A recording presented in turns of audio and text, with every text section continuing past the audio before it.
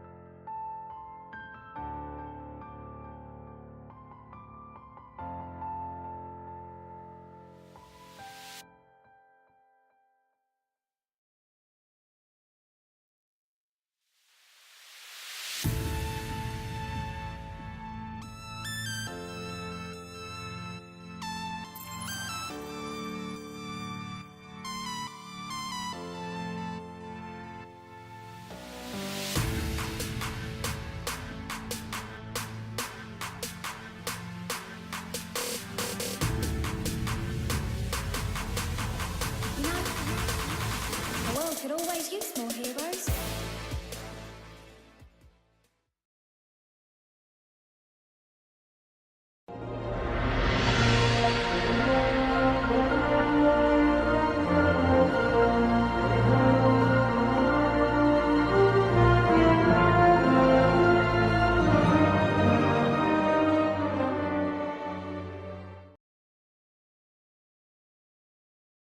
Greetings, fellow Overwatch gamers. My name is Jarate, and I'm here with my good friend Prez, and we're about to introduce you to an Owlet major matchup in Week 2 of Stage 1.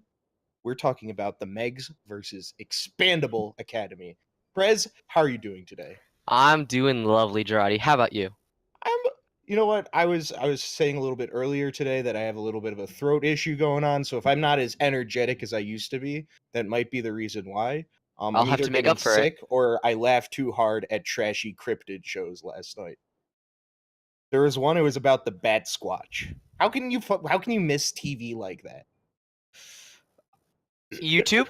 YouTube exists?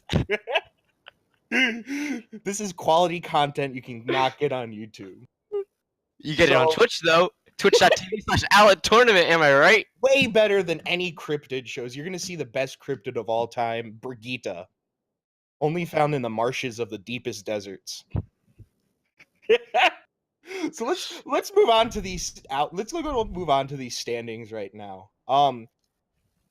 There has been a little bit of an upset. Previously number 1 seed or number 1 in the league, Greyhound Solar, losing 3-1 in this minor to ExPandable Odyssey, who are 0-2. We also have Blazing Pegasus at 2-0, so they continue their dominance now. Along with they have the 6+6 map advantage. So Quantum Charge is at 2-0, and so is TBA at 2-0. Otter Oxide at 1-1, Flashpoint at 1-1, Echo 6 at 0-2, ExPandable Odyssey now at 1-2, Licorice Whip 0-2, and Penton Vision 0-2. And Prez, do you want to do these major standings?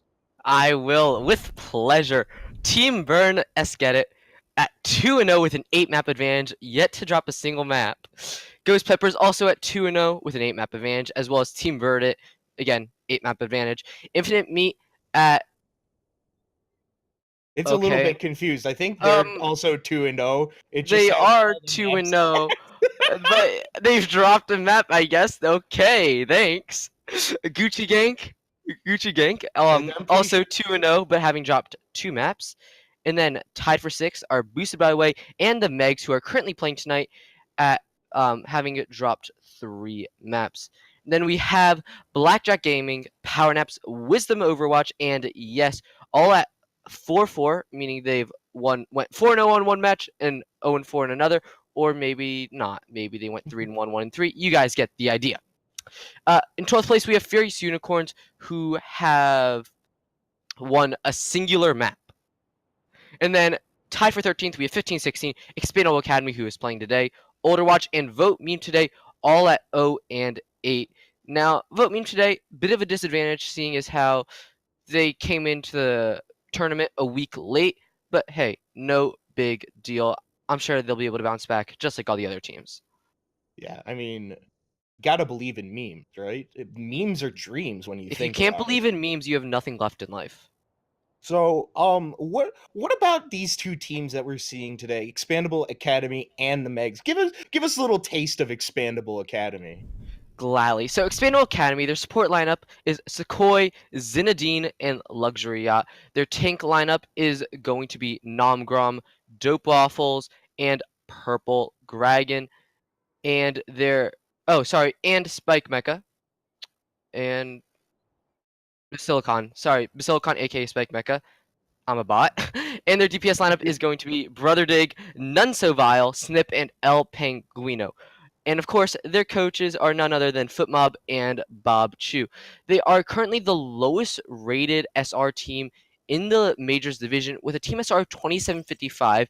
And remember, the cutoff to when you can no longer play in minors and have to start playing in majors is 2700. So they're only 55 SR above that as an average. Now, fun fact, I actually used to manage a team Sequoia was on for a different tournament, and I also was coached by FootMob once, and I can definitely vouch for him. He's an amazing, amazing coach, very creative, very solid, very smart. So, Big brain, Jarate, you would say, Footmob? Big brain? big brain FootMob, biggest of brains. Wow! You heard it here first, ladies and gentlemen. You're about to see a big brain coach going on. Well, on my side, we have the Megs, who are now 1-1. There's not a lot of information on the Megs. They did lose 0-4 to Yes, but ended up beating Blackjack Gaming 4-0. They run Cat at healer along with Nasky at healer, Fancy Bunny and Lord at tank.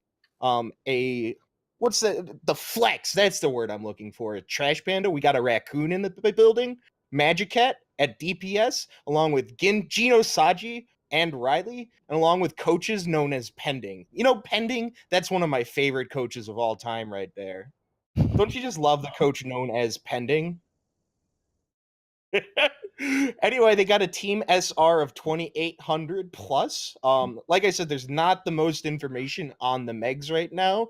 I haven't seen them on stream yet, so it's going to be interesting to see what goes on with the Megs right now. And they got a pretty funny, probably copyright infringement logo too going on. So You gotta love those copyrights. Now, minor major league. You get it? Because we're in the major tournament. yeah. I'm just gonna leave now.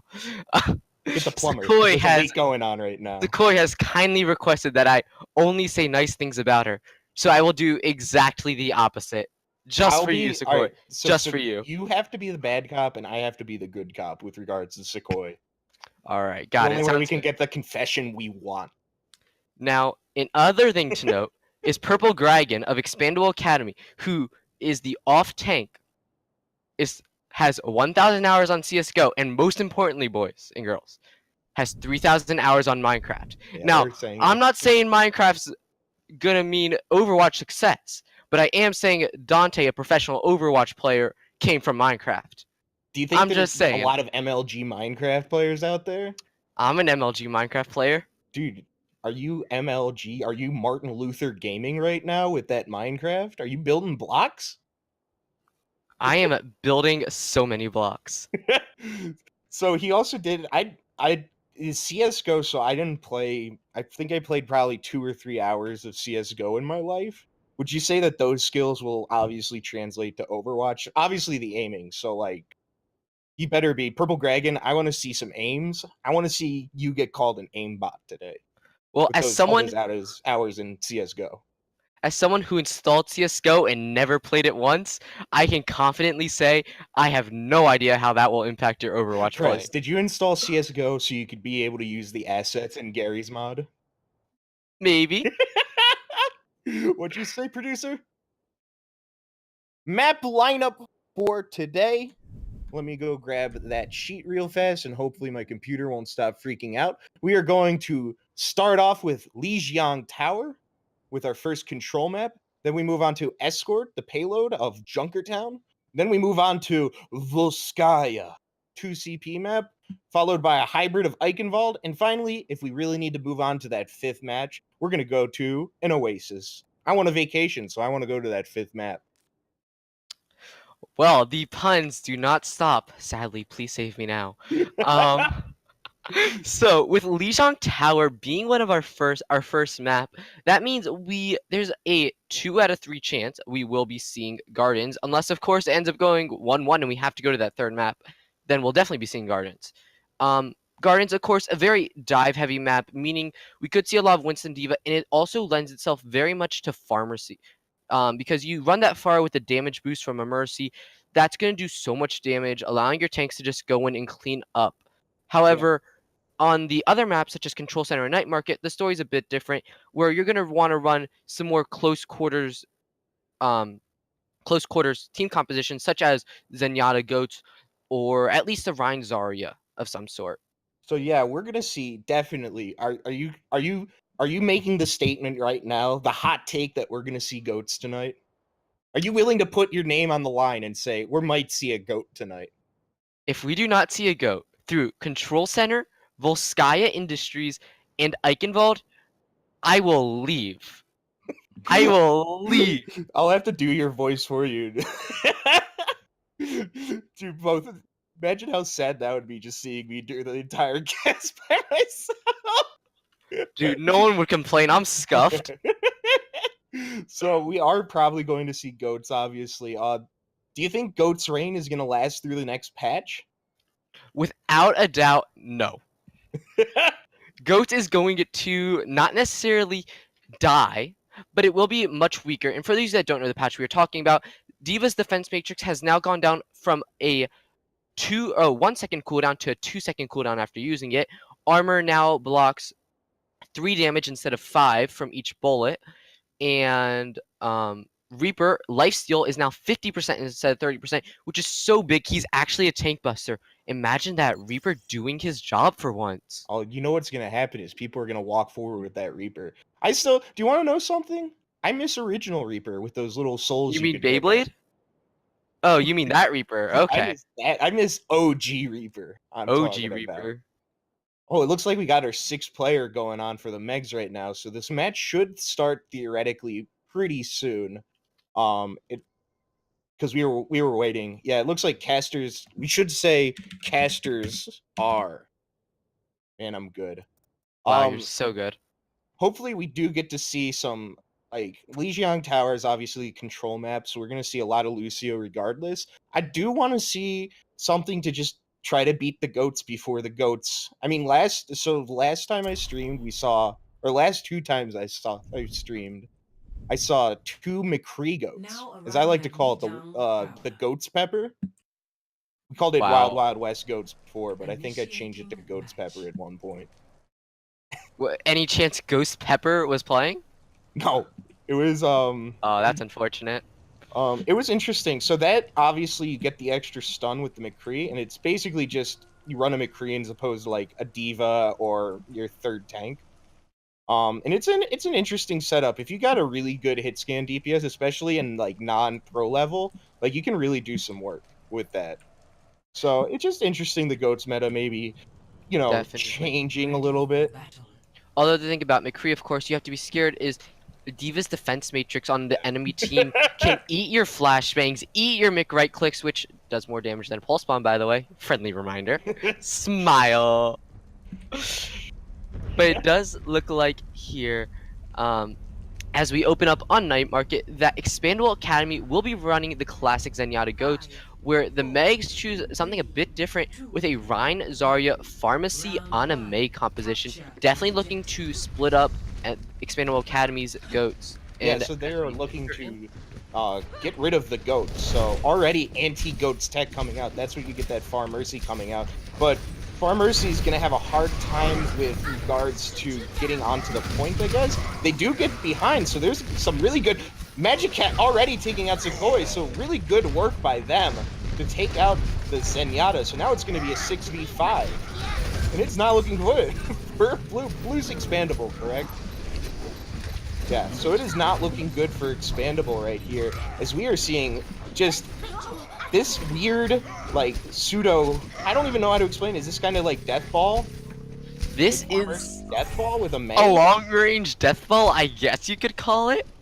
But what was really important there was that the Mei wall, normally you use it to split off the enemy Rhine, but no, they use it to split off the enemy Zenyatta. The Pharah could just go above through the window, kill the Zen, and then they focused on the rest of the team. And the walls were really solid by Riley, always splitting up the enemy team, always getting value. And that's what they're going to need to keep doing to get So value. here comes the splitting of the Reinhardt. Reinhardt uses ult, comes out, and here comes a fatter shatter from Fancy Bunny, and it is going to be big swinging. We're talking the MLB home run derby going on, coming in from this Bunny.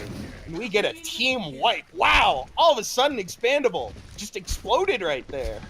Definitely. And what's really important, they use 2 ults, yes. But look at that. Fancy Bunny already 52% back up to his Earth Shatter. They have a Grab, they have a Barrage, they have a Valken. They're almost at that Blizzard. They have such a big ult advantage over Expandable Academy. They're But we do see a big Basilicon takes out Nasky. So it's going to be a 5v6 right now for one team. For this, for Expandable. They have a big advantage here. You're going to see them want to walk forward a little big. Magic Cat gets taken out by Sequoia, so it's also looking really bad for the Megs right now. Yeah, excuse me, I was looking at the wrong name. But a good purple comes out, and a good ult from this Mei. I don't know if she's going to be able to kill anyone. Oh, they do take out the Brigitte. Purple Dragon gets some damage taken, but not enough. And you know what? That Mei did do a good ult, but wasn't able to kill anybody because she hit away too fast, I feel like. Definitely, although it's not too bad because you are coming up on 4 ults for the Megs, but the problem there is like a lot of Meis. Riley there chose to stay in his ice block until they were at full health instead of just going ahead, coming out of ice block and getting those kills where you might have been able to hold the point. That's something very important, is knowing when to come out of ice block. But here we go, the teams seem ready to engage. Yeah, so we're gonna see already the first ult come out in this fight, and that's gonna be a big shatter along with a big Diva Bomb. Good purple coming out in response, and a good ice block to stop the other team from walking forward. Magic Cat doesn't escape, but only 3 picks out of those 2 ults. So good ult combination, I guess, but maybe you wanted to clean up a little bit more off of that. Yeah, Purple Dragon. He used those Minecraft skills. He was used to throwing Ender Pearls. He's like, Diva Bombs can't be that much different. And clearly they aren't. I've played very little of Minecraft as well. I played that when it was like $10 when it first came out. So we got a good ult coming in from the Zarya, along with a good ult coming in from the Zen in response. Magic Cat comes in with the barrage and tries to clean up, but they kind of only get one person. But we're going to see a lot of ults come out, and we are seeing the Megs all of a sudden just clear out with another really big shatter coming in from Fancy Bunny. Yeah, that was just responding with ults right there, I feel like. They really were. Press Q to win. Name of the game. My apologies, by the way, guys. We never did mention how Basilicon switched off the Zarya and onto the McCree. Doesn't matter, though, because it's going to be a close... Wild West goats. We're talking about that goat's pepper going on. Definitely. And Riley here going to be the only person on the field with an ultimate in that Blizzard, and they're going to need to make sure that they can zone the point with it. Oh, but it might not even matter. Right there on Magic Cat, but it doesn't really matter because the ice, really good play by the Mei right there. They didn't really take into account. I didn't take into account that possibility. Yeah, I mean, closing it up. You have a wall, you have a Blizzard. Why not just zone them off the point, Forehead? Big brain strats coming in from Riley. So Riley, you know, you have one of these characters like Mei who doesn't see a lot of pro play, obviously. A lot of even comp play generally. I wouldn't say the best like mechanical skill provided right there from Riley, but like really big brain stuff coming out from Riley. Without a doubt. And something that you have to wonder, though, is, of course, there are 3 DPS for the Megs. Maybe Riley is that kind of specialist player where they play these off-meta heroes, such as Mei, and they're not going to be changing anything up, keeping the Mei. While on the flip side, Expandable Academy, going to be running a Sombra Pharmacy dive composition. Yeah, this is a pretty standard setup. What's this map called again? I can't remember. Gardens. Yeah, this is a pretty standard garden setup right now on the hands of Expandable. Obviously, on the other side, you also got that, like, you know, pseudo death ball, but with the Mei. Did the Mei get Hacked? Yeah, so Basilicon did switch to Sombra. I didn't see that. Gets hacked, nothing really bad happens. I'm getting used to those new icons that they get. So we already see our first pick. Brother Dig gets taken out by Magic Cat in a Pharah v Pharah battle, so it's not looking good for ExPandable, as they're kind of just not able to even touch the point right now. They're just getting pushed off, split up, having to fall back after losing their Pharah. Yeah. What was really key there was that. By the way, Basilicon gets taken out, so that's also terrible for ExPandable right there. Yeah, what's really important is that they're keeping a consistent stream of damage onto Basilicon so he can never complete a hack, because if he hacks Magic Cat or hacks Fancy Bunny, that means either no shield or no flying for the Pharah, and that just cannot be allowed to happen. So the fact that they were prevented was important. I've been watching the Sombra a little bit. Basilicon seems to be going after Riley a little bit, so that's also one of those big brain strats that you can see when somebody plays these off-brand heroes. It can get in the minds of other players. Like, Mei is one of those characters that, like, she's kind of gimmicky, but, like, you can really play some mind games with her. And maybe this is the time, because Magic Cat does get hacked right there, but, you know, is able to escape. So this Sombra, maybe you might want to switch off this Sombra once you get a hack, because I haven't seen a lot of good single hacks going off so far. Agreed, but one of the strongest ultimate combos is the bomb EMP, which they could be going for. But here's a big ultimate combo in the Barrage there's a lot of and the Blizzard. Out. Magic Cat and Brother Dig do get traded. Brother Dig comes back, and Cat comes back, so they basically just traded off some players. We do see Purple Dragon and Spike Mecha get taken out, so not good for ExPandable right there on this point. They are at a major disadvantage. What are you going to do right now if you were ExPandables? You got to keep Basilicon on that Sombra so she can use that hack, but you do not have very many other ults other than Purple Dragon coming in. Agreed. Basilicon, the EMP there, probably the strongest ultimate in the game, if not one of. And Purple Dragon close to the D-Bomb, that has to be the combo that they win with. And in order to get that, they have to EMP the Rhine and the Meg. But there's a big grab and a big barrage. Yeah, big barrage and a big grab, but it only takes out one person. But Basilicon does get taken out after using her EMP. Comes in with the Diva Bomb. Diva Bomb takes out Fancy Bunny. Basilicon is able to get res, so it's looking pretty good, actually, for one team. The main blocks off part of the entrance, forces the other team to go through this other entrance. But Magic Cat, here comes Magic Cat with the triple. Wow, it was looking pretty good. Spike Mecha is doing his hardest on this point by himself. Spike Mecha, take out this monkey. Nobody's killing the monkey. All that's left is Riley on the point. Riley against the monkey and against Purple Dragon. We get an HGH Mei too.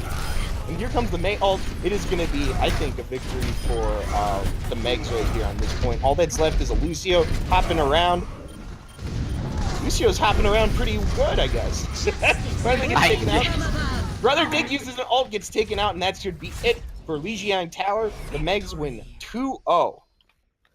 Yeah, although ExPandable Academy, they definitely showed adaptation, at least on the night market, where they're like, okay, we have to change something up, or we have to have a better way of going up against them, and they did. They were able to take about 60 to 70% on night market, and that was very important. But of course, Fancy Bunny, WM1, it's all you need. That's a quint right there from Fancy Bunny. We're talking Barry Bonds. Who's a modern? Do you know anything about baseball? Young baseball players in the game right now? Mike Trout? We're talking Mike Trout, ladies and gentlemen. Bryce Harper. Yasiel Puig sucks now. Come on, let's be real. Anyway, we're gonna go. I can't remember what the second map is, so let's look at that handy dandy cheat sheet. I also got yelled at by my producer. We are going to a payload map of Junkertown. What do you want to see from ExPandable Academies in this Junkertown match? Well, both ExPandable Academy and the Megs have to realize Junkertown, some of the longest sight lines in the game. You have to run a Widowmaker if you're trying to stay off goats. But if you just run goats, then you don't really have to worry about playing a Widow because you're all tanks. Easy clap. Yeah.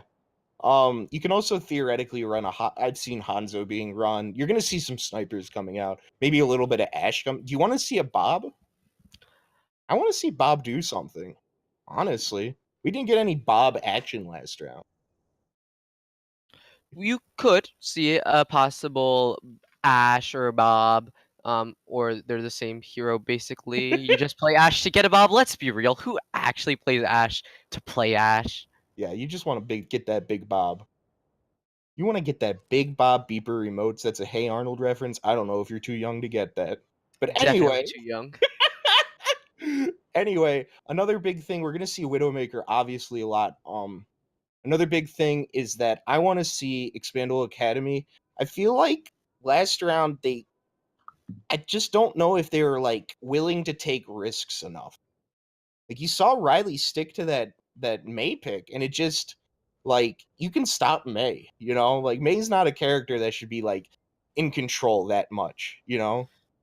Yeah, I think something they could have run there was a Widowmaker pharmacy combination. The Widowmaker allows you to apply pressure to the enemy pharmacy, and then your Pharah is able to apply pressure to their Mei, and they don't have a hit scan to kill your Pharah, so she can just go uncontested in the air. Yeah, so you obviously I mean, it's always tough too, and especially in these I talked about this before. This is the first like stage of Owlet, and none of these teams have played a lot together.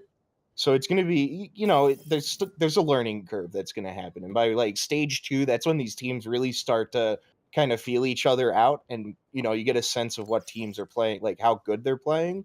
So um I mean, the Megs right there, we just saw them just really, really efficiently take down Expandable Academy, just win team fights, win ult battles. And I mean, if I'm Expandable, I just want to see something like they ran really, really vanilla lineups. And I know that's smart to do sometimes, but when you're getting beat like that, sometimes it's just fun to throw in, you know?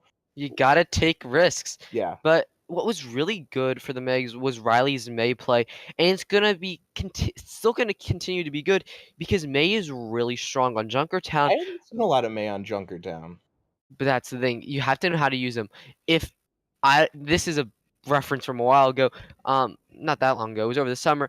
Team UK versus Team I want to say Canada, but it might have been America in the Overwatch World Cup. They used the Mei to actually stall point because what you're able to do is you put up the wall, and then if you're at the very end of the wall, like right against the wall, you're actually going to be stalling the cart there. So that way the cart can't move, but at the same time, you're not taking damage. It's a very big brain play, but also on second point and stuff, as long as you're contesting the cart, the choke points are thin enough that Mei wall covers the folding. But here we are. We're going to start to load up Junkertown, and there were a lot of subs that happened. On the side of Expandable Academy, we have Basilicon, Luxury Yacht, and Spike Mecha all going out for Nomgrom, Penguino, and None So Vile. Yeah, so if you don't know anything about Expandable Academy, they have about 1,600 players on their team. So expect to see a lot of subs coming in and out for their team. Because they, like I said, they have 16,000 people on the team. They don't have 16,000 people on the team. They do have a lot of people in their Discord, though, as Expandable is a full organization. Shameless shout out. I'm a manager for one of their teams. Yo, give a shout out to Expandable. Yeah, no, Expandable has a lot of teams going all the way from Plat, which is, of course, Expandable Odyssey, all the way up to GM, where their Expandable A team, I believe, is currently competing in Open Division. So what do you think about this team comp coming out on defense from the Megs? On defense, it's some pretty standard stuff. You're a Rissa Diva, Ana Zen, and of course the Double Sniper and the Widowmaker and Hanzo. The reason you run an Ana Zen, not an Ana Lucio, is because you're on defense. You don't have to move as much because you're just playing back. And so by having the extra damage from a Zenyatta, you have a big advantage. You don't need the big sniper or the big speed advantage when you just want to stand still as a sniper. But you do see a little bit of a weird lineup. I guess it's not weird. They're probably going to run that road pig as a flank road pig. They're going to run a 3-tank option going on right now. So they're running Ariza Diva into Ariza Diva with Hanzo Widowmaker. And you're going to see right here, you're going to see Expandable run with a single healer on that Mercy. And a beautiful hook onto Fancy Bunny, dropping him very low, forcing the Fortify out. But on the flip side, None So Vile will go down to Magic Cat, who picks up another. 2 sniper picks from Magic Cat doing work. Sniper versus sniper, you know Magic Cat wants to win that. So Riley does get taken out though, and we're seeing some reses come in from Expandable Academy, and they do seem like they get an advantage. So even though Magic Cat gets the double kill, big ult advantage. Look at that. I mean, big ult coming in from Magic Cat. still, Expandable Academies just kind of wipes the first map. Riley moves back to this Mei, by the way. Yeah, and of course Magic Cat going to get another pick on the Nunsovile, who by now should be thinking he might have to switch onto something like a Genji that can better contest the Widowmaker, not in a 1v1 context. Oh, this is such a good sniper map. El Pinguino takes out Magikarp, though, so maybe you just gotta play Hanzo and spam out that Storm Arrows. Here comes a Diva Bomb coming in from top. Doesn't take anybody out, though. It looks like it might have been a little too high. Also got blocked by that Ariza shield. The 3 tanks are just kind of sitting and kind of about to die. Sequoia looks like she's about to die. She gets taken out. Really good play right there from this Riley. So Riley comes back, switches to the Mei. Maybe he's just feeling the Mei tonight because they're dominating with Mei in the game. It seems like it. However, Expandable Academy, 5 ultimates up for them. Or on the flip side, the Megs only have 2, but they do have a Blizzard. Such an important ultimate. But if you're able to get enough zoning done with the Whole Hog, the Dragon Strike, and the Diva Bomb, you're not going to take that much damage from the Blizzard or be at much risk from it. So it's just going to come down to, is Riley going to be able to pull off this Blizzard? So here comes the first Hanzo ult, takes a double kill already, so it is not looking good for the Megs right now. Nunsovile gets taken out by Magic Cat. Magic Cat also takes out Sequoia, so big picks going on by Sequoia. Riley gets taken out in response, and it is looking pretty good right now for Expandable Academies, as they kind of had that advantage in the beginning with all those ults coming out all at the same time. But then you saw Magic Cat get 2 picks to kind of even things up. Here comes Fancy Bunny using his damage pool. Here comes the Tambourine. We're talking Donkey Kongo. But here comes a big ult taking out Nasky. Purple Dragon throws in. What was it, an Elder Pearl? 3,000 hours of Minecraft helped him out in that spot. All that's left is a baby Diva on the point, and she gets taken out. Definitely, of course, those Minecraft skills are going to good use. But what I was about to comment on was the fact that the Megs were smart enough to not use any ultimates, and then they went ahead and used their supercharger even though they lost the fight. Shrug. Shrug. But at the same time, Expandable Academy did use a lot of ultimates, only really being close to their Valkyrie and their Dragon Strike now. Where on the flip side, you have about 4 ultimates ready for the Megs in the Transcendence, Infrasight, Diva Bomb, and Blizzard. Blizzard and Diva Bomb, such a powerful combo, and that should be what they're looking for to win the next fight, but they may not even need it. Blizzard already doesn't do anything though. Really poor Blizzard coming out, in my opinion. Riley does take out Sequoia, so maybe it was a good Blizzard?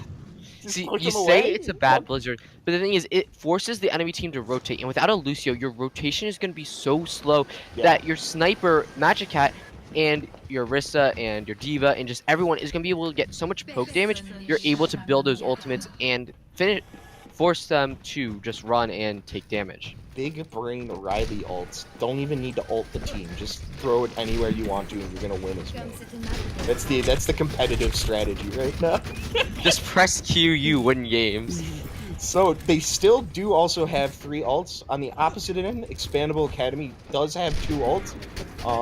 So it's going to be interesting to see what happens on these battles. Obviously, on one side, Cat has that Zenyatta ult, which is pretty much probably the best of the healer ults. We do see El Pinguino use his ult. Doesn't get anybody with it, though. So all that's left is Sequoia's ult. Yeah, Lord of Fluis there, very smart to use his... Here comes another Diva Bomb coming out, takes out Namgrom. I don't know how you get taken out right there if you're Namgrom. Maybe it was just a little bit outside the shield hitbox. We've all had that happen when playing. I had my shield up! We've all had it happen. This is also a well-made game sometimes. So, it looks like the Mei is going to block off a Hanzo at the top. As they're going to try to get a little bit of height advantage over Expandable Academy. Expandable Academy keeps going through this little area, through this little choke. I guess you really don't have a lot of options, but maybe try to get a little bit of height with one of your snipers. The sonar comes out from Nunsovile, so they know where everybody, and I mean everybody on the Megs is. Riley takes out El Pinguino, so a 5v6 coming in for the Megs right now. And a big advantage. Here comes Noski with the Kamehameha wave, and they're just going to kind of push everyone off the map. So all that's left is this Purple Dragon ult. Purple Dragon ult's not going to do much. I don't know, they're just kind of just... Oh, here comes the Mei on this Orisa, blocks her off from the rest of the team, and this is going to be bad for Expandable Academies, as the Megs are just gonna clean up. And I'm telling you, man, this May pick, like, somebody's got to dig out this May. Fun fact: a May right-click headshot with a supercharger up does in fact one-shot people. So you're effectively running 2 snipers then with the supercharger up. Yeah, I mean, Riley. Let's just be real. Riley's basically playing cold Hanzo. Pretty much, just cold Hanzo. Nunsurvival does get a big pick on Nasky, so it is looking pretty dang good for Expandable Academy, as they also get a pick on Magic Cat, using a lot of ults though to do that. Or just one ult. Zimdeen and Namgrom have their ults still. Here comes the ults coming in from Zimdeen to counteract the chilly, the cold. Get some AC in there. Namgrom is still on the point along with the rest of Expandable Academy. And all that's left is El Penguino just picking off people. But take out this this May.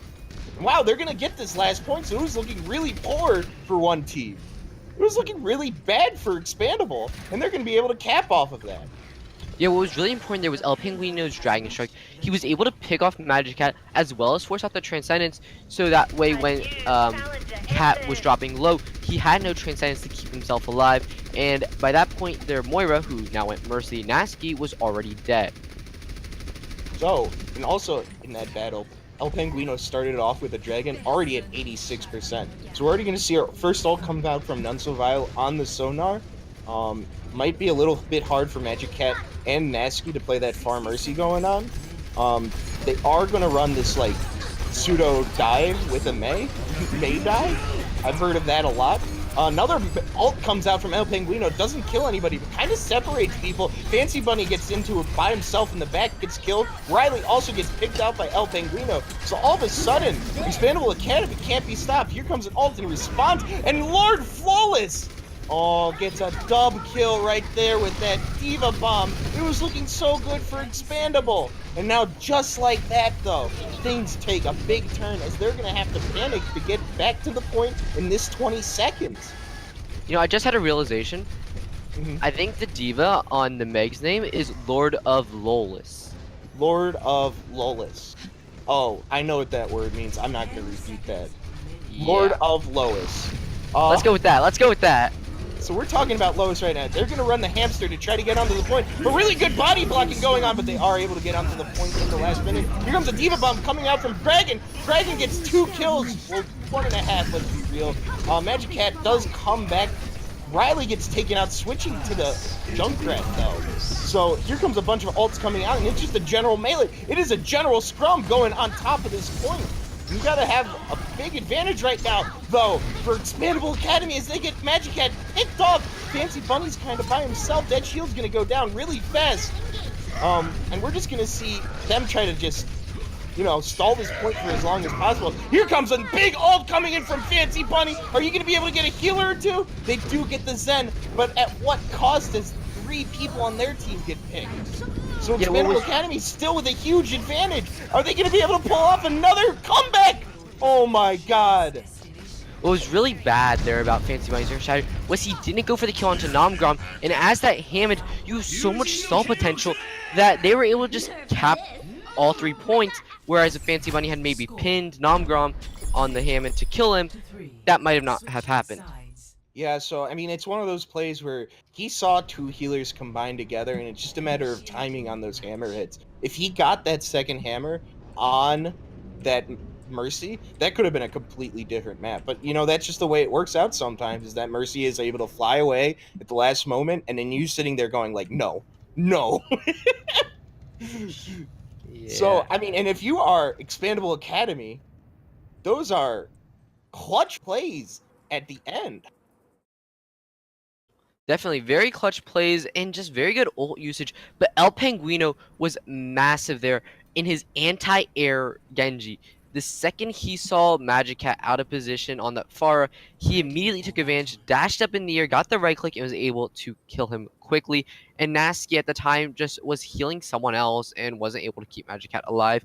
And then they went ahead and immediately stood on top of Magic Cat's body so the res could not come through. Yeah, so big plays coming out from Expandable Academy. Clearly at the clutch moments, though. Like, I mean, in those time periods where you're like, when there's just like a lot of chaos, Expandables seemed like they had an advantage on this map at least. Yeah, and just like does things would go bad. It looks like Expandable, maybe they're used to having things go bad for them. Maybe. I think in terms of snipers, though, the Megs does have the advantage, but they're not going to be running a sniper composition, instead a Bastion composition. Of course, one of the very first maps that Bastion was played on was Junkertown, and we'll have to see how they do on it. Bastion did get buffed recently, so we're going to see if that makes a big difference. I love Bastion picks, by the way. Magic Cat already with the first pick, though, on Sequoia, so it's looking pretty good for the Megs. Sequoia does get back and get the res, but that's a res gone. Fancy Bunny takes out None So Vile, so maybe this Bastion pick is the way to go. Maybe. We're going to see Robotics become the way to go. Lord of Lois is going to take out Namgram and is looking really good as they're just going to take this president on the cart, this Bastion, and they're just going to, it looks like they might just cap first point. If you are Expandable, are you going to even defend this first point? Well, it looks like they're planning on going some sort of GOATS variation, or at least a triple tank, which I think is a very heads-up play, because now you have the defense matrix to eat the Bastion bullets, you have a big shield in the Reinhardt, and you have the bubble in the Zarya, while still keeping the Hanzo to apply pressure, and then of course a big nade from Sequoia would just absolutely kill a Bastion. Yeah, so These the are big, all big ways. The big plays that are going to make a huge difference is if El Penguino is going to be able to take out Magic Cat on that Hanzo. That's one of those big plays where both teams, look, theoretically the Hanzo is at a small disadvantage, but you can get some big picks on that. So we're already seeing a dragon come out from El Penguino. Namgram does take out the Bastion, so that's a big deal. Namgram sacrifices himself for that, but Expandable Academy takes out Lord of Lois and Magic Cat right there. So big picks going on for Expandable Academy as they got rolled in the beginning, and now it's looking good as they have a 5v4 right now. But they're kind of falling back to this 4-man group. Oh, I guess it's a 4v4. When did they lose another player? Oh, maybe it is a 5. Namgram had went ahead and pinned into the back, but here's the Devon coming out from Lord of Lois, not going to get anyone as it's thrown a little too high. Yeah, it's a little too high, a little bit like Bob Marley, you know, just gotta control your intake, you know? As we are going to see the Bongo come out from the Megs, and they're gonna do some damage going on. Fancy Bunny already taking out the Hanzo. Magic Cat is able to take out Vile, so we're just gonna see, it looks like the Megs doing some good work. Namgram does get a really good shatter, but gets stun locked essentially, and is not able to take advantage of it. So kind of a waste of an ult right there from Namgram, and they're gonna stick to Reinhardt. So questionable use of ult if you're Namgram. And of course, Riley going back to his signature hero on that Mei, and El Penguino switching off the Hanzo and onto the Kree to apply more pressure to Magic Cat as a hit scan DPS instead of the Hanzo. But this isn't too bad for ExPandable Academy. Yes, there's 5 minutes on the clock, but you have the best ultimate combo in the game in the Graviton Diva Bomb. And if you can land that, you're gonna at least win this fight and be able to take dominant position. Yeah, so it looks like Magic Cat taking out El Penguino. So that's a huge pick because El Penguino is supposed to stop Magic Cat. So Magic Cat in a good position with this Farm Mercy, not able to get killed, and she's just distracting everyone. Riley's able to take out Sequoia because of it. Noski, though, gets taken out by Purple Dragon. So kind of okay if you are the Megs. You don't like to lose a healer right there, but you get 2 picks off Magic Cat. So you can't complain about that. Here comes the Zarya ult coming out. Here comes the Diva Bomb in response. It's not able to do anything, though. Another Diva Bomb in response coming in from Lord of Lois. Not able to do anything. While the Expandable Academy is able to get a couple of picks. Magic Cat does get picked off by that McCree, but gets res. Interesting to res the Mercy right there. You'd think you might want to switch off. Namgram is able to get 2 kills, though, and that should clear out the Megs from this point with about 4 minutes left. Despite losing the fight, that was a really heads-up play from Riley there. The second they got grabbed, he threw his wall up, and that actually affected Purple Dragon's Diva Bomb, because while it did make it over the wall, his jets were forced to go too high, and the Diva Bomb ended up landing on the platform, not able to actually kill anyone in the Graviton. And now we're going to see Fancy Bunny and Lord of Lois switching off. Oh, we got to sleep Riley right now. So Riley gets sleep darted. Nothing really happening from that, though. And they also get a really good purple up on Fancy Bunny. And here comes El Penguino with the quad! Press Q to win, I guess. What time is it right now, Prez? It's Hanu. So, El Penguino getting a quad right there. And really, that's like the best option you could get. You wasted one ult, and you did a team wipe right there. So, You actually used two. You used the beat as well. Not scuffed.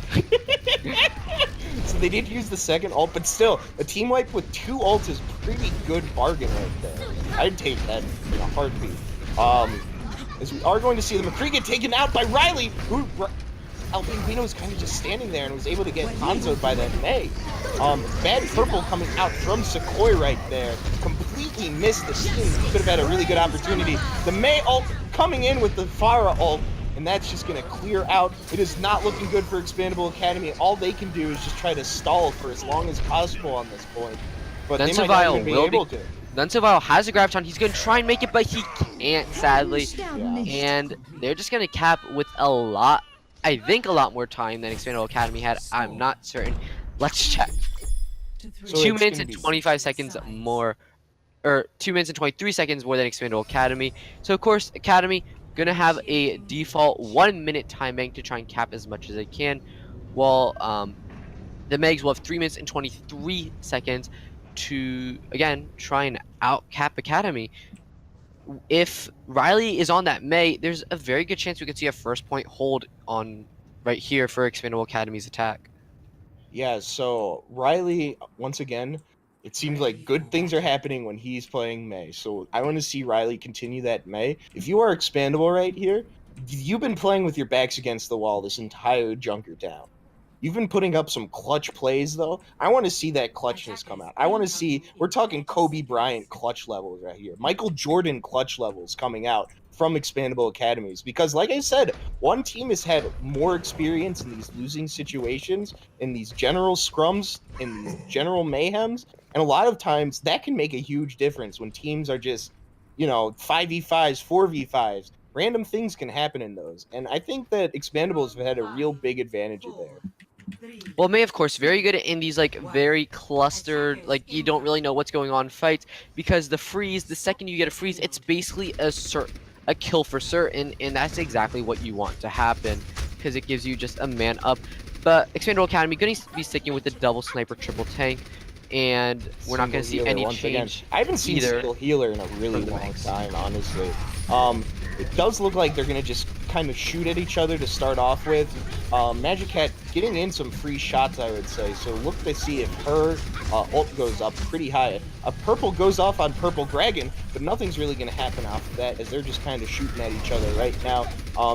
Big play going out, though. Magic Cat punches None So Vile. Look at that. That's BM right there. The ultimate BM. Who needs a rocket when you have a fist, am I right? So None So Vile getting taken out, and that leaves Magic Cat with a lot of space to operate. Lord of Lois is able to take out Namgram, and also able to take out El Penguino. But the res does come up on Namgram, so it is already in overtime right now for Expandable Academy, as I don't know if this is looking good for them, I guess. Somebody should go after Cat. I've noticed he's been kind of by himself a little bit. Here comes the ult coming in, and it gets blocked completely, though, so that's big. Fancy Bunny does get the steroids put onto him. But here comes the May ult, too, and it is not looking good for Expandable Academy. It's not looking good for Expandable Academy, as they are going to not be able to move the part very far. And if you are the Megs, you have to be excited because you do not have to travel very far. The big problem there was Expandable Academy was running a composition that wants to fight far away, and the Megs are running a composition that wants to fight close up. And if you have to move a payload, that means you have to be fighting on the payload, and that's exactly what the Megs wanted to happen.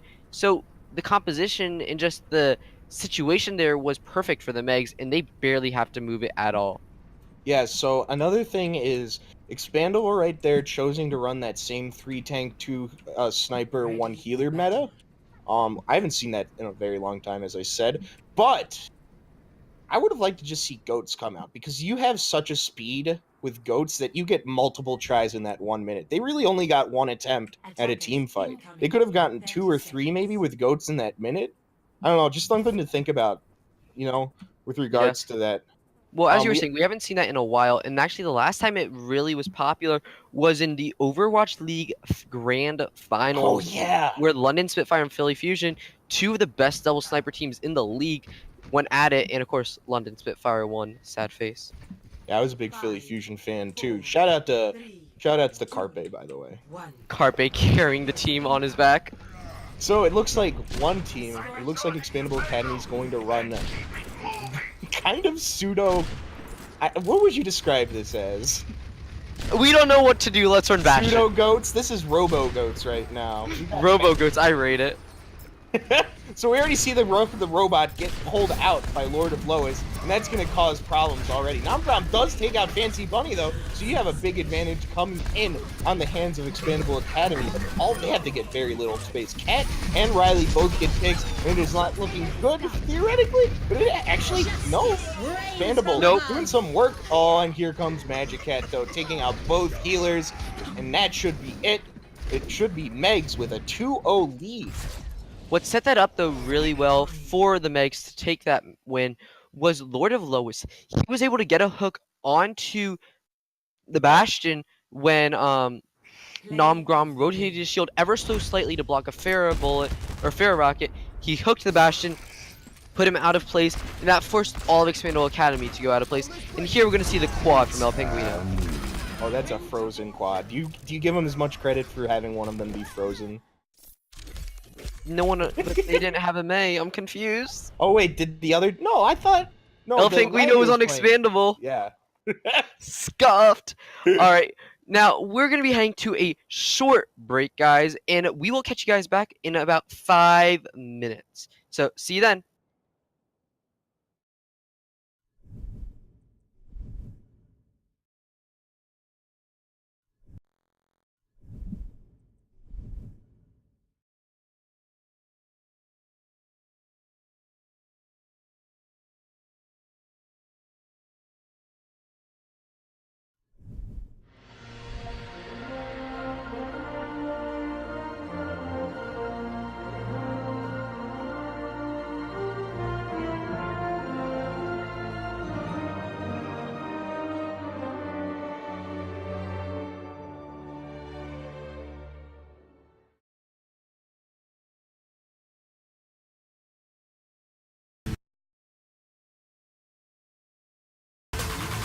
The world could always use more heroes.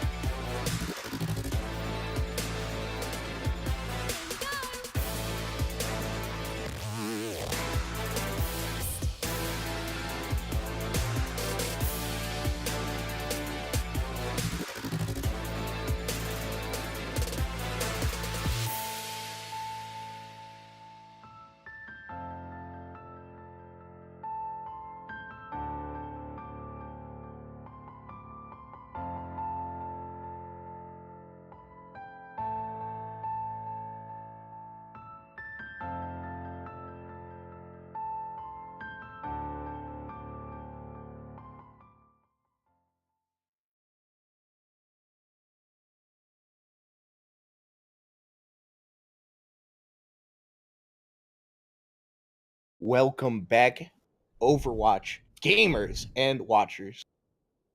Tonight, we're coming back from the Megs and the Expandable Academy match. Expandable Academy is down 0-2 against the Megs. In case you didn't watch it earlier, Some really good plays coming out from both teams. Right now, we're going to go to Volskaya Industries for our 2CP map. What are you looking for right now, Prez, from Volskaya? Do you like Volskaya?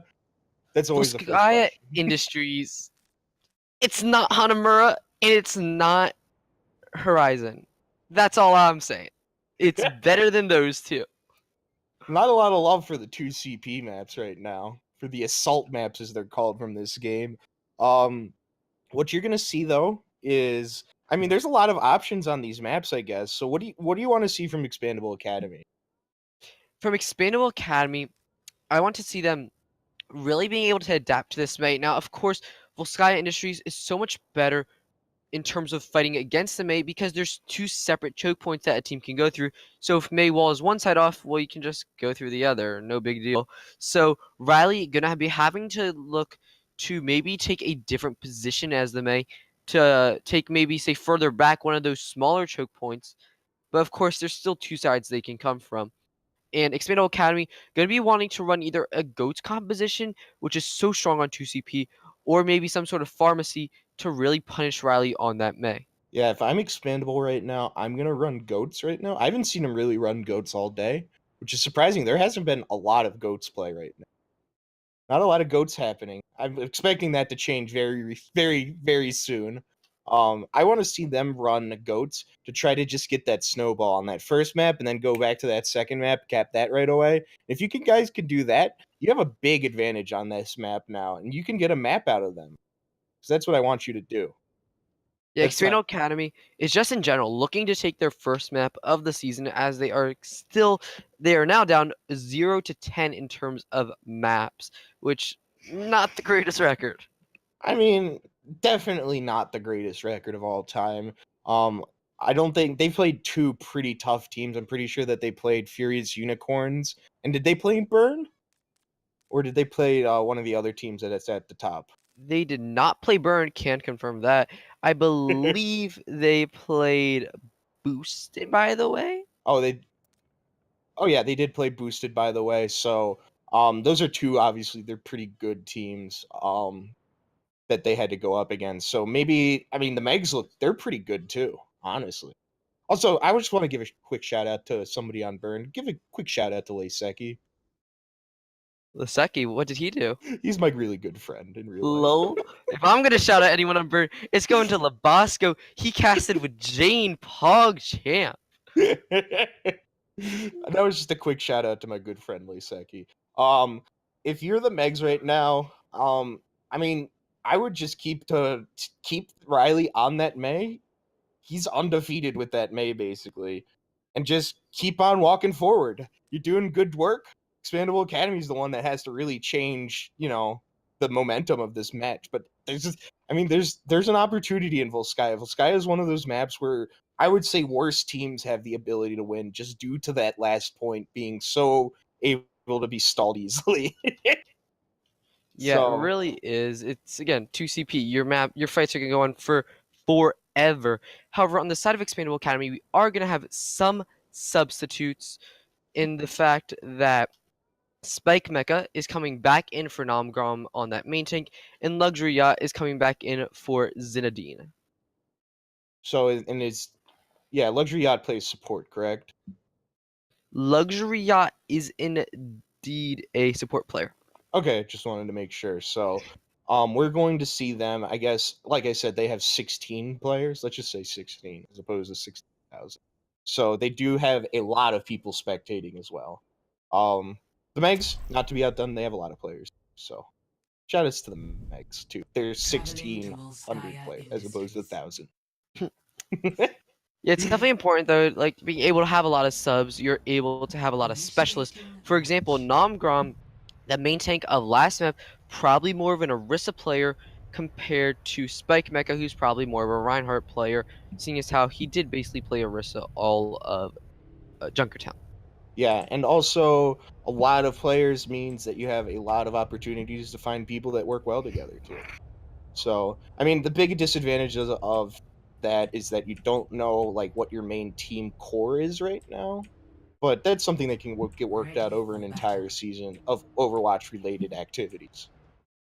And remember, Yeah, folks, this is stage 1. Things dramatically change from stage 1 to stage 4 with regards to player setups and how good people get in these type of setups. So just want to point out that we're in stage 1. This is still really Jarate. early. Jarate. Yeah. There are only 2 stages. Is there only 2 stages? There's only 2 stages. I thought we had 4. I'm sorry, I put in the No. last league's rules. Scuffed. And for ExPandable Academy defense, it looks like they're going to be running a Pharmacy, Ana, Sombra, Winston, and Diva. The Sombra, of course, used to scout and possibly hack Riley so he can't go in the ice block. No, they're trolling. No, they're not memeing. The Megs are running a Symmetra, maybe looking to go left side with the teleporter and come up behind. Nope, not even looking to do that. They're just looking to go straight, full speed ahead with the Sim May composition. This is like a weird Sim May goats. El Penguino gets the first pick for Expandable. Not really too sure why you're running a Sim right now. Noski does get taken out early. They don't really have any like long-range DPS to deal with El Penguino at all. So if I'm Magic Cat, I'm gonna switch immediately to McCree. Yeah, I mean, the best bet you have is Cat on and on, or they could just run a Pharah of their own. The big difference here is that Luxury on the Mercy can provide so much more healing than a Zen, but Riley going to be going on to the Ashe, and Naski going to be going onto the Mercy to give themselves their own pharmacy. Moving on to Zen, and Magic Cat moving on to Pharah. So big plays coming out, big changes coming out. You're going to see Expandable, though, have a big ult advantage, along with El Penguino already having ult. Nobody else on the other team even has close. Fancy Bunny already gets taken out by El Penguino, so they've switched to Riley to take out El Penguino. And El Penguino's still doing work, though. So, yeah. Oh, go ahead. A big ult combo Expandable Academy has to be looking for, of course, is the EMP Barrage. They're 85 on the EMP. They already have a Barrage, and it's just such a powerful combination. You can get at least 2 kills from it easily. El Penguino does take a lot of damage, is able to fall back, though Riley is able to push him back a little bit, which might provide a little bit of space for Fancy Bunny to move forward on. Fancy Bunny's been getting picked off really early in these team fights, now able to move a little bit far forward. So, they're going to just generally fly at each other at the top around this right side of the point. Spike Mega looks like he might get taken down. He's kind of in a bad position. Has to jump off. Is able to take out Cat, though. Does get hacked, but is in a pretty safe spot. On the opposite side, Magic Cat able to take out None So Vile. So, I mean, you did have all these ults, and now I think you lose ult advantage, really. Why didn't you use any of your ults? Honestly, that fight was so back and forth. It looked for a bit like it was in Expandable Academy's favor, and then the Megs, and then Academy. It just kept changing back and forth. And of course, Spike Mecha gonna try and stall as long as he can. Does have a Primal Rage, which he will pop just to keep the point stalled for as long as possible. That's actually a really allow good his team to Primal come Rage. back. Like I said, Expandable Academy has a lot of ults if they can get there in time, but they're not going to run a Lucio. They're instead going to stick with Sequoia on Ana to not get onto the point, so maybe they're not super interested in stalling for as long as possible. Not sure. None So Vile was definitely looking to get an EMP there for El Penguino's Barrage, but he died. He got scouted out by Magic Cat and just eliminated quickly. Yeah, so Expandable, if you're right there, you see Spike Mecha use his ult, try to stall that point. You got to switch to Lucio and bring everybody back to try to. You could have stalled that point for a lot longer. Now they have 5 minutes left, and instead of like maybe 4 minutes, and that could be a huge difference on Volskaya. And of course, Academy only having 3 ultimates, and none of them are defensive ultimates. Whereas the Megs have 5 ults, and the big combo here, of course, being the Grab Barrage. We're gonna finally see Bob, by the way. We are gonna see a Bob to, of course, contest that point. Spike Mega's in a very bad position. He's able to get healed, though. Here comes the Diva Bomb coming out. First Diva Bomb. He's able to take out Naski, though. Not a big combination, though. None So Vile pretty late with that Sombra ult. Not able to really do anything with it. But Expandable Academy is able to get the pick on Riley, so they have a 5v6 right now. And they're just going to push everybody back, I think. Yeah, Expandable Academy takes that push, but you see, look at all those check marks on that top right. I want to see, what do you think? How many buttons are going to be pressed to get those ults out? There's going to be a lot of Qs being pressed all of a sudden, I feel Definitely. Well, the Megs have shown... Megs, you have to use your ult advantage. When you have 5 ults and the other team has 1, you have to know that you have these advantages.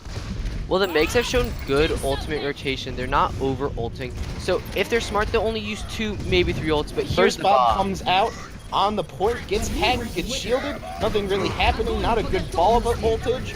Here comes the Winston on the point, gets steroids, gets barrage, gets everything on him, and this is looking very good for Megs. They pressed Q, all that's left is a Mercy who presses Q, gets killed, team wipe, that's a win for the Megs.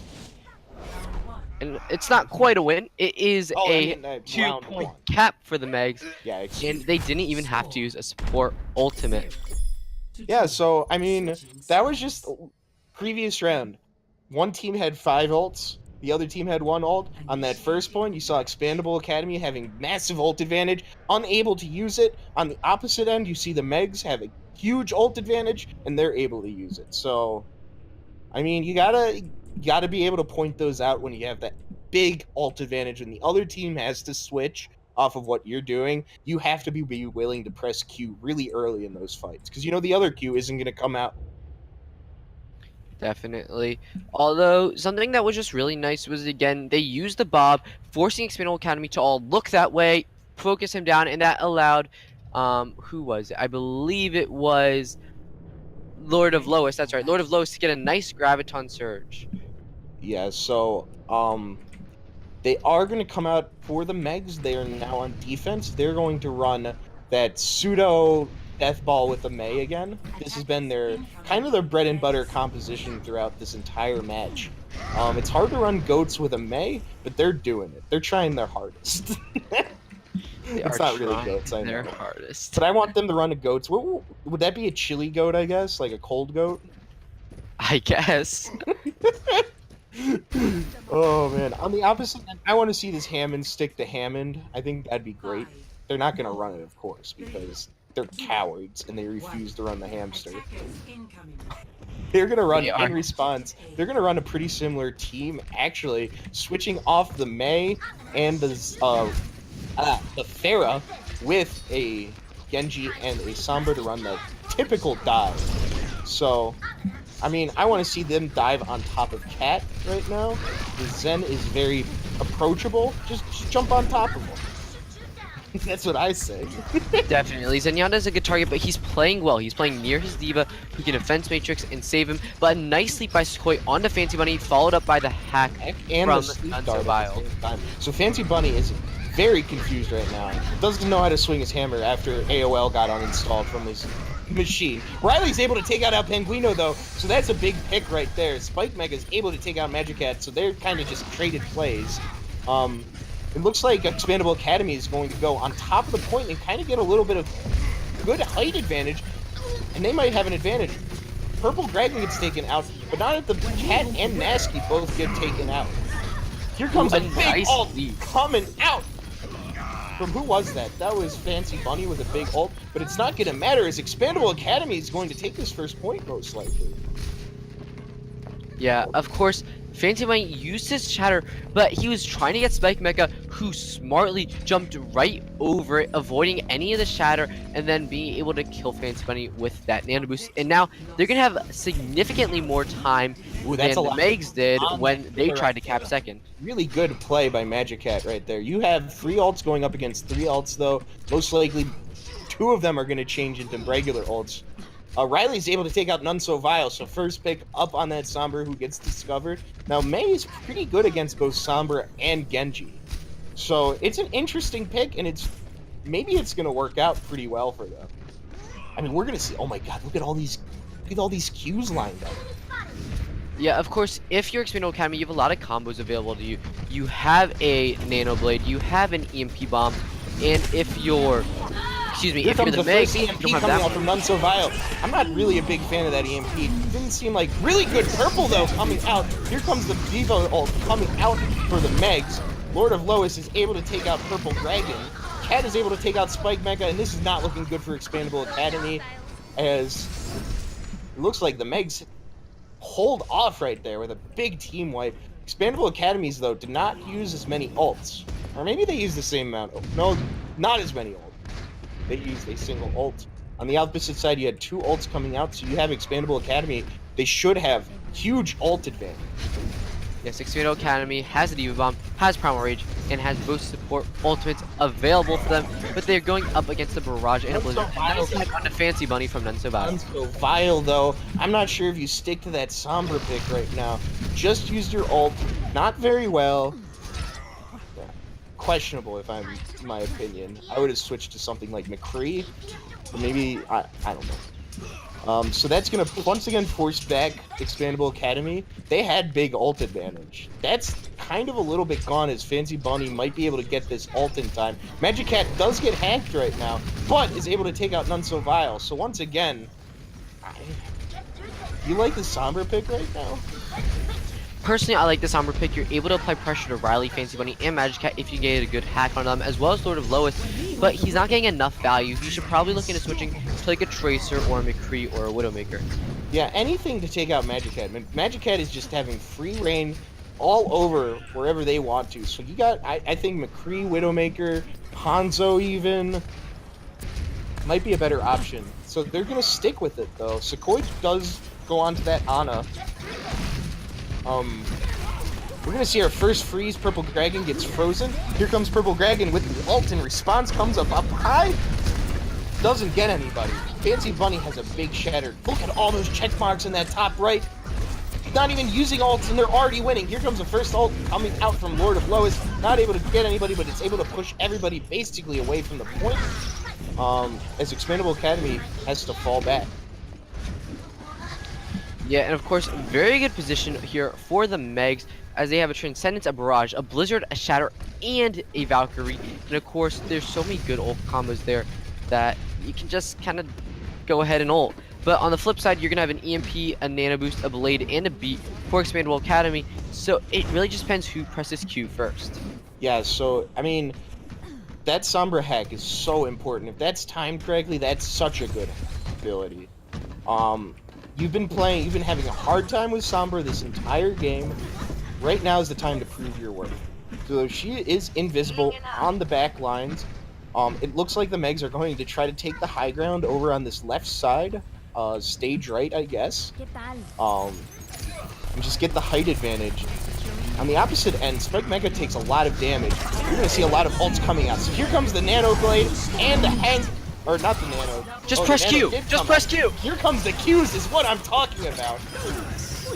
But yeah, Cat is able to come in with a really good ult. Here comes a really good ult from the May. May, you gotta take out this Lucia. Lucia does get taken out. The Lord of Lois is able to kill out Luxury Yacht, though.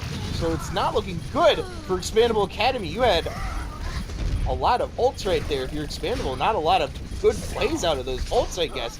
As it looks like... Oh, here comes ExPandable Academy. Or the Megs, excuse me. ExPandable Academies. Press Q coming in. We're able to get a tiny bit of map time. The Megs use their Qs. They use the same amount of Qs, but the Megs keep Magic Cat and Fancy Bunny's Qs. So, I mean, you didn't lose a lot of resources there if you're the Megs. Yeah. You gotta be happy about that. The problem was they didn't focus Cat and Nasky right away, so that way the second the EMP went away, they were both able to use their support ultimates and keep their team alive, which was a big problem. With the Nano Blade, you have to focus supports. Yeah, I mean, it's tough to get the Mercy, but you should be at least able to get Cat, unless you get Sleep. It's always a possibility. So, El Penguino is able to take out Nasky, along with this Diva Bomb. Maybe that's able to do anything. Doesn't really do anything. Fancy Bunny gets the Shatter on this angry Monkey. Monkey's still just swinging his arms around, trying to win this contest. He destroys Fancy Bunny. Riley takes out El Penguino and Sequoia. So Riley doing some work. Magic Cat uses his barrage to be able to clear out some people. And we're just going to see some ults. We're going to see some ults coming out from the Megs. And it looks like they're going to win this team fight again. So you have 51 seconds if you are ExPandable Academy. None So Vile finally switches to a Tracer. El Penguino switches to the Widowmaker. They kind of have a weird composition going on right now, honestly. We got two hamsters. Ladies and gentlemen, hamster versus hamster battle. So why do you think they switched to the hamsters as opposed to the Reinhardt? By running a hammer, you're able to get to point quicker, and that's just really important with barely any time left on the clock. That if you die, you can get back to point easily, and you already have a bit of ultimate. So here comes already with a really good shield by Riley to get Nasky. I mean, not to get Noski, to get Spike Mecha. Noski on the opposite end gets killed, but they're really close to their ult, or to their spawn, so it's a good position to be. Here comes Lord of Lois, taking out Purple Dragon with their Diva Bomb. Nunsurvival was able to take out Fancy Bunny, but I don't know if this is going to be enough. They still have a lot of people. It's kind of a 3v4 right now on the point. Fancy Bunny is able to get res, so even worse for ExPandable Academy is they're not able to do anything. All that's left is this Ana, and this Ana, although getting a really good sleep dart, is not able to do anything.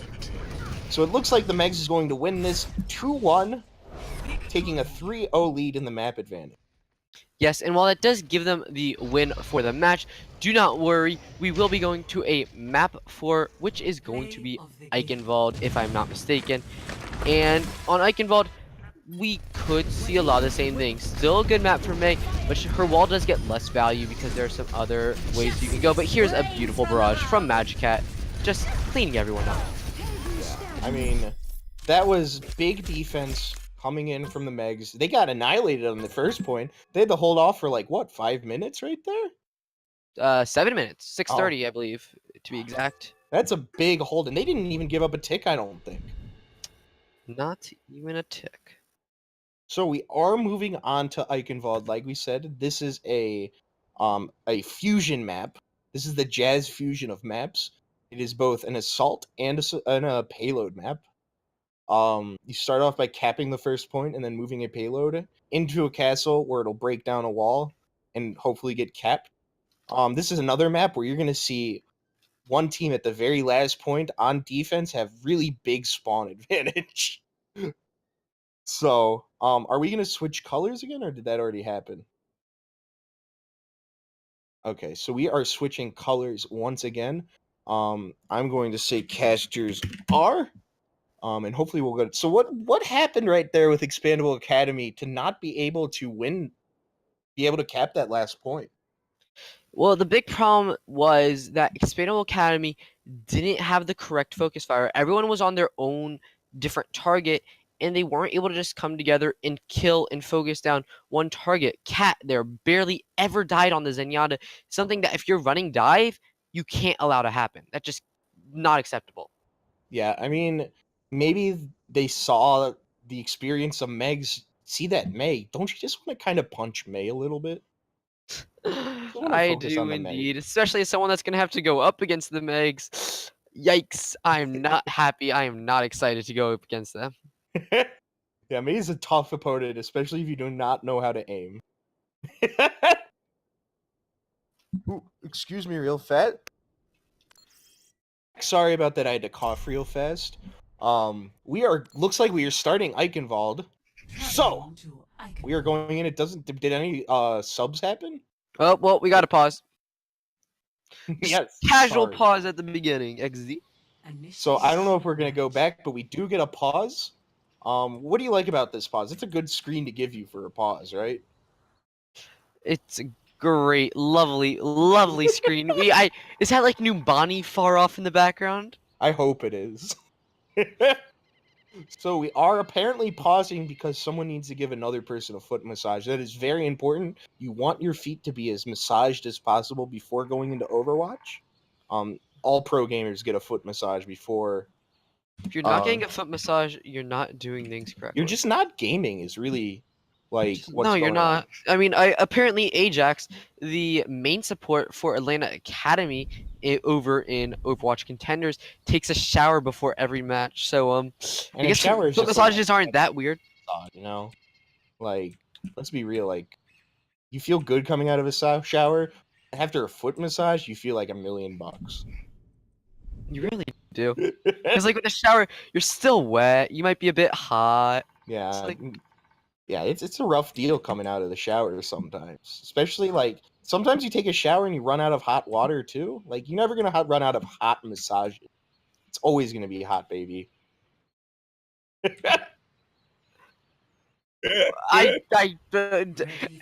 Transition into the team, onto the team. Let's go.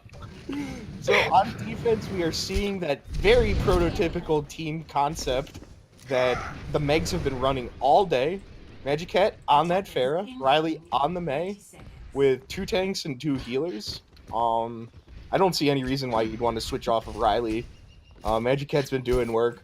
On the opposite end, I want to see expandable academies. I've been saying it all day. Just run goats. Why are you so afraid to run goats? It's easy. It's fun. Everybody loves goats.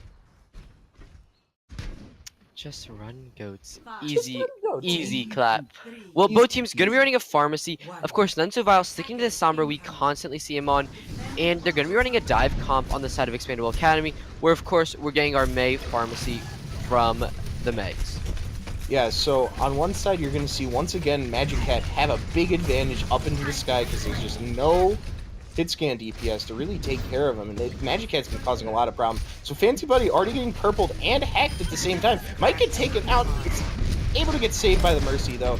Here comes a really good wall coming in on Riley to take out that Diva. Was that the Sombra? Excuse me. Take out the Sombra. Sombra's done. Brother Dig also gets taken out, so that's a late pick right there. Purple Dragon gets purpled, and they're going to have to fall back. So not a good start for Expandable Academy right now. As we see them trying to do some work. Magic Cat is able to take out Brother Dig. Brother Dig does get res, so it's going to be 6v6 once again. Magic Cat already with the ult, as opposed to Sequoia, who has her nano going on. So, I mean, what's going on right now for Expandable? They're kind of just, like, not able to really do anything right now. Unsurvivor once again gets taken out. Not a big fan of these somber plays. What do you want to see from Expandable? Because they're not... Expandable's taking too much of a poke fight. When you're running dive, you can't do that. You have to get in and get out. Yeah, so actually, a big pick on Lord of Law is on her mech. So we're going to see another Ice, excuse me, going out on the Spike Mecha and on, what's that, Purple Dragon. Not really. They're kind of just stuck in this choke point. Not a lot is happening. Not a lot of kills are happening at this choke point. Fancy Bunny does get hacked, though. We do see an HGH come in on that Winston. 2 HGHs also on the Reinhardt as they're just swinging at each other. Nobody's dying. Why isn't anybody dying? Finally, Magic Cat is able to take out Brother's Dig. I think with 2 nanos, someone would die. Just took a little bit. Good purple going in on the Diva and the Winston. And that, oh, this is looking really good. Magic Cat with the triple kill barrage. Quad tech, or I guess you count the... No, it's 3. It's just 3. But he does get the quad killing off Brother Diggs, finishing him off. You gotta switch off None So Vile once you use this ult. Got to, man. And of course, you do have the EMP bomb here. A deadly combo if they can time it right for once. They didn't do it on Volskaya. They need to do it here. It's now or Magic never, Cat boys. already taking out Sequoia. So Expandable Academy having a hard time in these battles. Magic Cat takes out Brother Dig too. This is why I was saying you should play McCree. Purple Dragon does get 2 kills with the ult combination. Not the biggest ult combination on Earth. Doesn't take out Cat or Nasky. Cat does get taken out finally, but I don't know if it's going to be enough. Spike Mecha is able to fly away or jump away. If you're Expandable Academy, maybe you should just group up to get 6 people and then just run forward real fast. Here comes Lord of Lois throwing out a bomb. Diva Bomb isn't able to do anything, a little too high up though. As Expandable right now, they have all their people. You gotta just walk forward right now. Brother Dig does walk forward, comes in with the barrage, only able to take out 1 person though and gets killed. So maybe not the best barrage right there. Also, Nasky gets taken out by Sequoia. Riley though is able to get the counter pick with that. So we're seeing a lot of kills going on top of this point. It's kind of a 3v3 right now. No healers, all DPS right now. Oh wait, Cat was alive. Now Magic Cat using the ult to solo kill Sequoia. All that's left is Brother Dig all by themselves. 9 seconds left for Expandable Academy to cap. I don't see it happening. Yeah, it probably won't. And there's a beautiful anti-air fire strike coming out from Fancy Bunny. And that's going to be all she wrote as now. The Megs in no threat of losing a map. They might tie it, but they will not lose a single map, as Expandable Academy not even able to get 1 tick. Kind of repeating in the footsteps of Expandable Odyssey, who just happened before this match. They didn't get a single tick on Eichenwalde and got full held. So who knows? We could see that happen again. I want to see Expandable hold off and do a really fun finish to this map. I want them to move Not So Vile off of Sombra, move them to like McCree or Widowmaker, and then just tell them, just shoot at the Magic Cat. Just don't even worry about anything else. Just shoot at Magic. Because Magic Cat's really like the main problem right now. Like we had been talking about Riley before with that kind of gimmicky May pick, but Magic Cat's just able to get a lot of damage done, and nobody's really like trying to fight her. She's just at her way the entire time. Riley's on Reinhardt. Well, Riley, the DPS here, the DPS player is on Reinhardt. We are seeing our first goats of the night. We're gonna see dive against goats. ExPandable Academy refusing to run goats. Maybe they don't want to commit to goats before the new patch comes out. Maybe, but it looks like None So Vile gonna take your advice and be on the hit skin, but it's at the wrong time. You don't need a hit skin now. You need to run something that counters goats. It's Sombra, honestly, good counter to goats. You hate to see it. You hate to see it, but you do have the pharmacy for ExPandable Academy, which of course the strongest thing to run against the goats competition. And here we go, Riley pinning straight in and onto the point. Already, wow, that's a really good place to put Sequoia in, actually. Cat gets taken out immediately, so not a good start for this Goats. Goats getting annihilated right now. What happened? What happened? Well, I think they Riley didn't press just WM1 fast enough, clearly. Riley did not really do his job there. He got way too excited and went too far forward. Well, just a reminder, Riley is not a main tank player. He's instead a DPS player. They are clearly not taking this that seriously, sadly. And instead are kind of just like memeing about a bit, but they are running as Zenyatta goats. I mean, they are running goats, so. Riley, once again, just charging in, trying to get as much power as possible. They're just trying, I think what they're trying to do is just split up both the healers away from the DPS. They're not really able to do it. Cat and Riley, though, taking on Unsavile and Sequoia on the opposite end. Spike Mecha kind of doing work on that Winston, but it does not look good for this, for ExPandable, as the Megs just had to get a tick, and they win this match 4-0. Yep, it looks like the Megs, despite not playing their players on their normal heroes, were still able to take the win. After all, they only needed a single tick. And we're going to see Magic Cat here, possibly pulling out the barrage, or just pressing M1. An anti-air Winston. Oh, there's the Q. Late Q. So, we do see a big 4-0 win for the Megs. As they go to 2-1, ExPandable Academy goes to 0-3. I mean, what do we have to talk about? ExPandable Academy refusing to run goats. I think that's a disadvantage in this current meta. It really is, because while the nerfs haven't gone through, Zen Goats is still really strong right now on this patch, and that's what you're playing. So just get used to it, at least for a little bit. When is the new did they announce when the new update's going to happen? The hope is that it comes out before February 14th, because that is when Overwatch League will be starting. So, but I think it will be hitting live servers around the 26th, which is 2 weeks from today. That's my personal prediction. Again, I don't work for Blizzard, sadly, so I wouldn't know. I'm Jeff Kaplan, ladies and gentlemen. It's coming out on the 26th. You heard it here first. I work at Blizzard. I'm Jeff Kaplan. Please buy my game. Please buy my game. And please don't play Break. Please play Break all the time. I'm never gonna delete her. Do you want to do who do you think was player of the game? Do you think I'm gonna give it to Magic Cat, honestly, because Magic Cat was just nothing could really stop Magic Cat.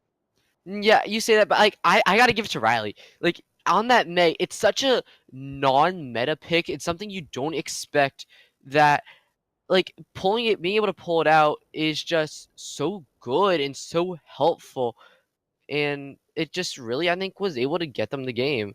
Yeah, so clearly that May pick, like, you don't see May get played.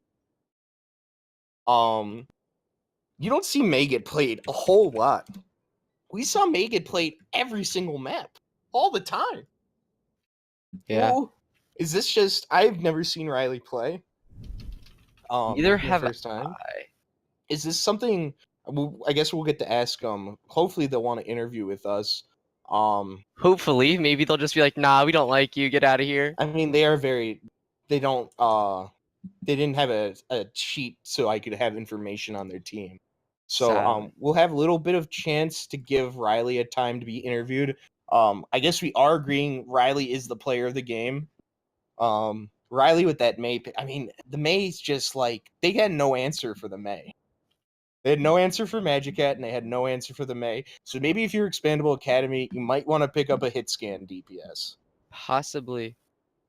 Oh, here comes Riley. Come on, All right, Riley. let's Get see. I think we need Necker to pull him in into our channel. All right, I just asked Necker to pull Riley into our channel. Let's see when that will happen. Yeah, so we're just waiting right now for Riley, the big May player, a May main, if you will, who is on Team Megs, who won once again 4-0 in pretty convincing fashion on all 4 maps, in my opinion. So it's just a matter of time until someone brings Riley over. Okay, do you want to go to the showcase prep We room? will indeed be Alright. hopping in.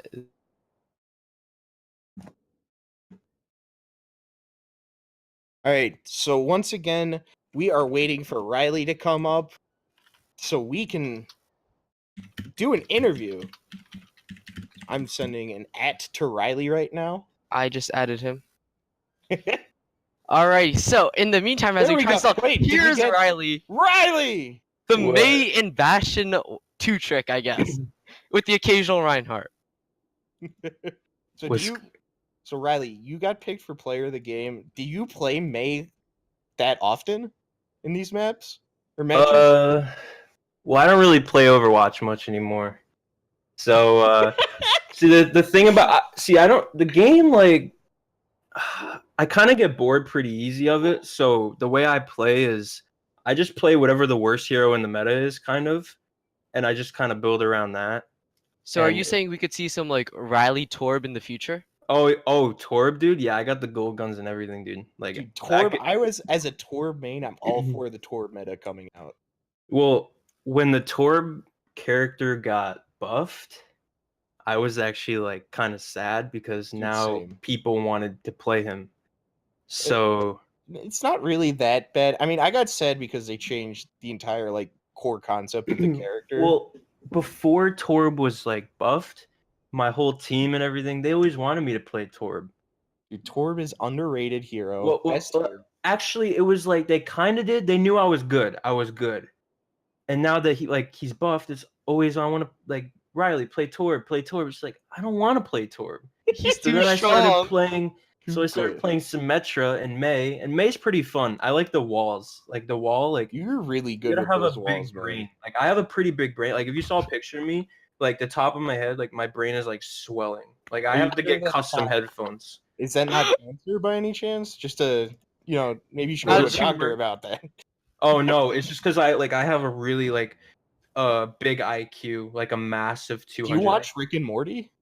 Oh yeah, dude, every day. Oh no, well actually I don't watch it. It's like I You put it on when I'm experience it. sleeping, so I absorb Alright. it when I'm sleeping. So you're absorbing it. All right. So Yeah. now, Riley, you've played that May. How much do you guys scrim? Because obviously it's not a common composition that a lot of teams run. How often do you scrim to get used to running these off-meta heroes? Well, they scrim. Well, the team scrims probably 2, 3, 4, 5 times a week. They're pretty big on scrims, but I don't really join them because it's kind of boring. He has such a big brain. He doesn't even need Yeah, to like join I just them. like sometimes I'll listen. The other times like I just go eat food and stuff like celery. Dude, that's my type of. Like, That's my type of Yeah. stuff there. All right. Well, Riley, thank you so much for allowing us to interview you. Jarate, do you have any final questions? Riley, advanced auto parts from O'Reilly Auto Parts. Maybe, sorry. but however, dude, I want to shout out to my boy Magic Cat. He's like the Farah. Give him the shout out. He's got a big brain, dude, just like me. He's like my apprentice, dude. Me and him are boys. Fancy Bunny, our Reinhardt. He's like good at Reinhardt. I'll be honest, like I never played DPS. Well, I used kind of. I used to be a tank main. Like if you looked at my profile right now, it's actually private. Whoops. Whoops. My bad. If you looked at my profile, you would see I have the most hours on Reinhardt. So that's why I played Reinhardt in the last. We said, all right, if we have some breathing room, I'll play Reinhardt. Just because I like to play Reinhardt, but Reinhardt's I a also lot like of fun. get You bored don't of have him. to aim at all. Yeah, dude. Yeah, I get bored of him and I play risky. That's why I don't play Reinhardt anymore. I'm a big Reinhardt boy, like Dude, you big gotta play brain Reinhardt risky. boy. Dude, no. Yeah. You guys gotta walk forward, man. Well, I always use my shift button. Like, there's never a time when my shift button doesn't have a little countdown on it because I'm always using it. So All right. Well, Riley, thank you so much for allowing us to interview you. Congrats to you guys and the rest. Congrats to you and the rest of your team, I should say. You're now up 2-1, and hopefully you'll be able to be in first or second place depending on the rest of the matches go. But I want to thank all of you viewers for tuning in to watch this game. It was an amazing game between ExPandable Academy and the Megs. I want to thank Jarate, my lovely co-caster, and I want to thank Hodo Hori, our lovely producer. I hope you all had a wonderful night. Jarate, any last words? Shout out to Laseki once again. Big brain Laseki. Shout out to Laseki. Everyone just has the big brains tonight. Well, I hope you all did enjoy, and we will see you guys hopefully tomorrow to tune in to watch some more Owlet matches. Have a great night, everybody, and I love stay all chill. of you. plug Mwah. my Twitch. Mwah. Twitch.tv/Riley.